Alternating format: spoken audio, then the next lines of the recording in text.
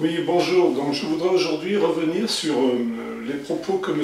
Peillon, notre ancien ministre de l'Éducation nationale, avait tenus l'année dernière à l'endroit des catholiques. Et vous vous rappelez, il avait dit que la France ne pourrait jamais devenir libre tant qu'il y aurait des catholiques en France. Il a lancé une espèce de fatwa. Comme diraient les islamiques, les islamistes, une fatwa, non pas islamiste, mais une fatwa politiquement correcte contre la Sainte Église catholique. Alors, je crois que maintenant nous avons assez de distance pour analyser donc l'importance et la gravité de son propos. En effet, il avait dit quoi donc exactement? Que la France ne pourrait jamais être libre tant qu'il y aurait des catholiques en France. Alors, donc, soit dit en passant, ça ouvre vraiment une nouvelle qualité dans la chasse aux sorcières contre les catholiques et contre un groupe religieux en général. Cela ne s'était pas produit depuis le Troisième Reich. Il faut remonter à l'Allemagne nazie pour entendre des ministres dire qu'un groupe religieux, bon, c'était jadis les Juifs, qu'un groupe religieux était responsable de tout. Donc c'est tout de même très massif ce qu'a dit M. Peillon. Alors analysons un petit peu plus précisément. Il a dit, donc la France ne peut pas être libre tant qu'il y aura des catholiques en France. Donc sémantiquement, ça veut dire que comme dirait la Palisse, que pour que la France devienne libre, il faut donc qu'il n'y ait plus de catholiques. Or, là, M. Peillon a manqué, et donc M. Peillon, au-delà de M. Peillon, c'est l'establishment qui gouverne la France, parce que bon, c'est une marionnette un peu du système qu'il représente. Donc, il faut donc se débarrasser des catholiques. Et là, comment faire? Il a manqué de précision, il ne nous a pas donné les modalités. Alors, se débarrasser des catholiques, je vois trois orientations possibles. Ou bien on continue dans la voie du génocide culturel, donc sans verser une goutte de sang, on essaye de réduire par phénomène de lavage de cerveau médiatique, on essaye de pression permanente, de dictature permanente, plus ou moins subliminale, on essaye de laver le cerveau aux catholiques de façon à ce que, tout doucement, ils quittent l'Église eux-mêmes, ou bien, quand bien même ils resteraient dans l'Église, qu'ils n'aient plus le courage de se battre pour l'Église catholique. On le voit bien, de plus en plus de cathos qui n'osent même plus dire qu'ils sont contre le meurtre des enfants, Annette, l'avortement, ou certaines femmes, le mariage gay. On le voit, donc ça a marché en partie.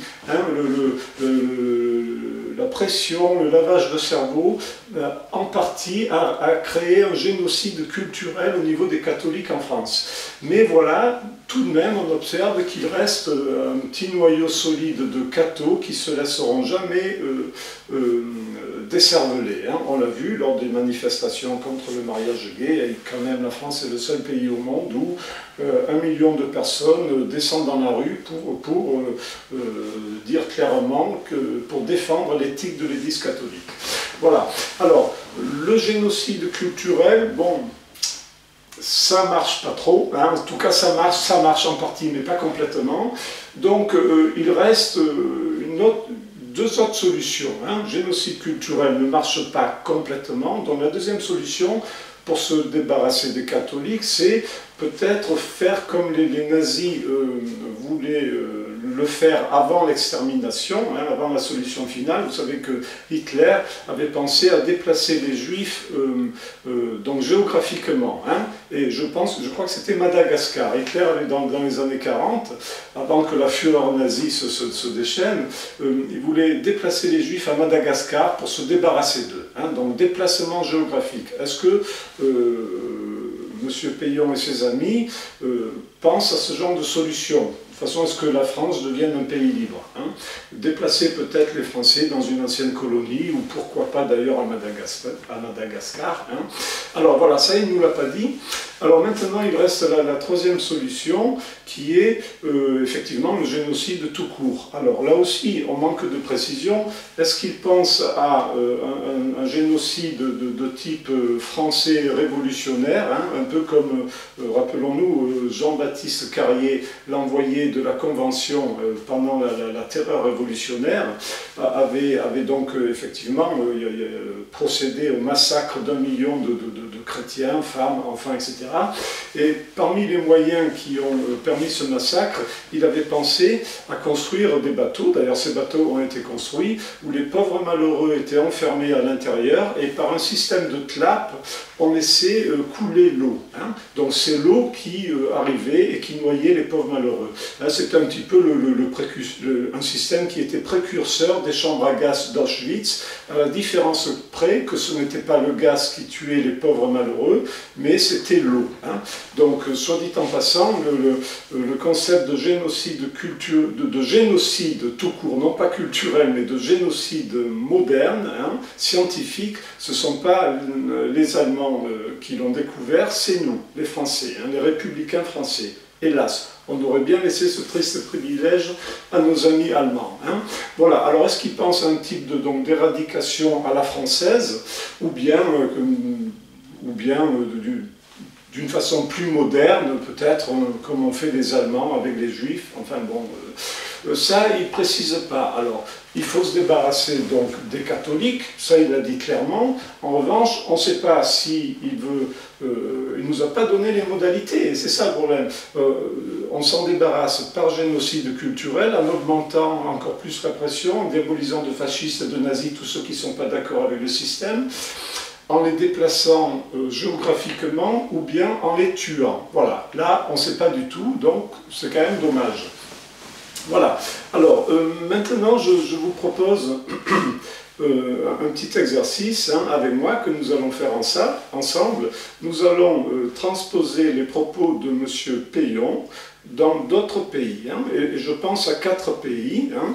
Le premier, ce sont les États-Unis d'Amérique. Hein.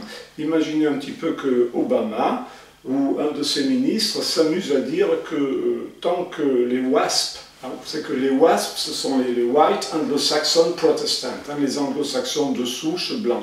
Imaginez Obama qui se met à dire que le problème aux États-Unis qui empêche l'Amérique de devenir un pays libre, ce sont les Américains protestants de souche. Je pense que là, ça poserait un certain problème. Et j'ai bien peur que dans un tel cas, le président Obama finisse comme Kennedy, hein, c'est-à-dire avec une balle dans la tête, hein, bien évidemment. Le deuxième pays auquel je pense, c'est l'Allemagne, hein, la République fédérale d'Allemagne. Imaginez Madame Merkel, hein, disant que le problème en Allemagne, ce sont les Allemands protestants. Là aussi, ça ne serait pas très bien, et ça serait même de nature à donner une certaine santé au mouvement néo-nazi.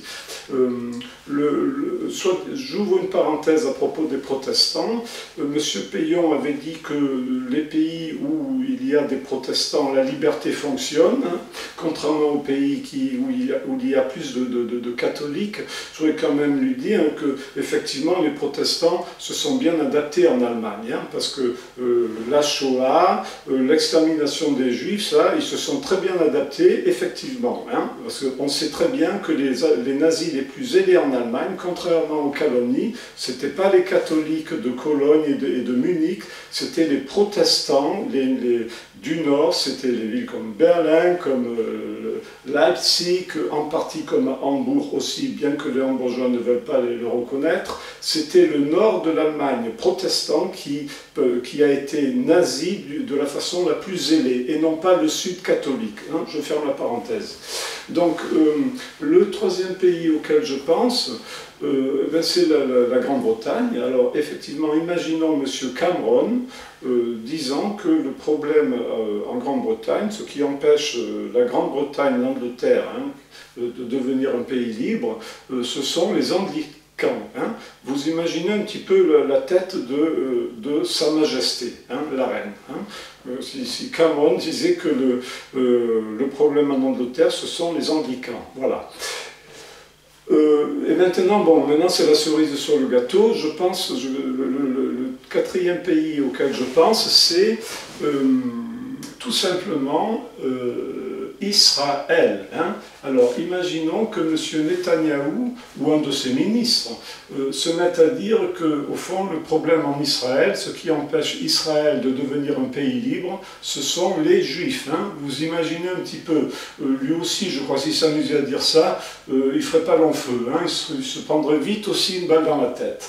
Voilà, donc au-delà de ces bouffonneries, hein, ça pose quand même la question suivante, hein, comment se fait-il que la France soit le seul pays au monde où des ministres se permettent d'inviter à la disparition d'un groupe religieux, hein, et pas n'importe lequel, hein, du groupe fondamental qui a créé la France, la Sainte Église catholique. Hein, je veux dire, c'est quand même inconcevable. Alors, la raison qui fait que la France, en effet, est le seul pays où cela est possible, elle est d'ordre métaphysique. C'est que la France, en tant que fille aînée de l'Église catholique, hein, avec l'Arménie aussi, eh bien, est plus attaquée que les autres pays par le démon. Hein. La France a la vocation d'amener malgré tout la bonne parole, hein, on le voit, on l'a vu avec 1 million de personnes qui défilent pour la vie, hein, c'est unique dans le monde, on ne le retrouve dans aucun autre pays. Donc là, la France a deux forces antinomiques, d'un côté le pays béni de Dieu et de l'autre côté des forces sataniques. Donc je crois que c'est ça qui explique un petit peu que ce genre de propos soit tenu en France. Néanmoins, ça ouvre une nouvelle qualité de discrédit complet par rapport aux catholiques, et cette persécution culturelle prépare une persécution physique. Ça, il faut bien le comprendre. Hein. On avait fait la même chose avec les Juifs. Les Juifs n'ont pas été physiquement persécutés tout de suite. Ils ont été dénigrés pendant 10 ans pratiquement, avant que les vraies persécutions ne commencent. Donc là, les catholiques, on est persécutés culturellement. Moi-même, j'ai perdu 2 jobs déjà dans ma vie, un en France et un en Allemagne, parce que je dis ouvertement que l'avortement est un meurtre et que sans être homophobe, la légalisation du mariage homosexuel est une infamie contre Dieu et nature. Entre-temps, j'ai retrouvé un autre job, donc je ne me plains pas.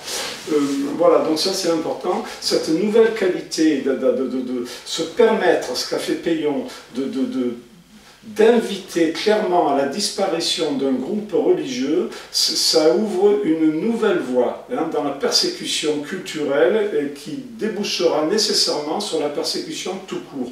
J'ouvre encore une petite parenthèse, je trouve particulièrement infâme que des gens comme Cameron et Hollande, qui œuvrent à fond en faveur de la culture de mort, hein, on l'a vu, Cameron est à fond pour les cellules souches embryonnaires, pour le mariage homosexuel, pour l'avortement, de même que Hollande, que ces gens-là, maintenant, soi-disant, se mettent à verser des larmes de crocodile par rapport aux persécutions des chrétiens ailleurs dans le monde, alors qu'eux, ils nous persécutent ici, en Occident, je trouve que c'est dégueulasse. Hein. Voilà.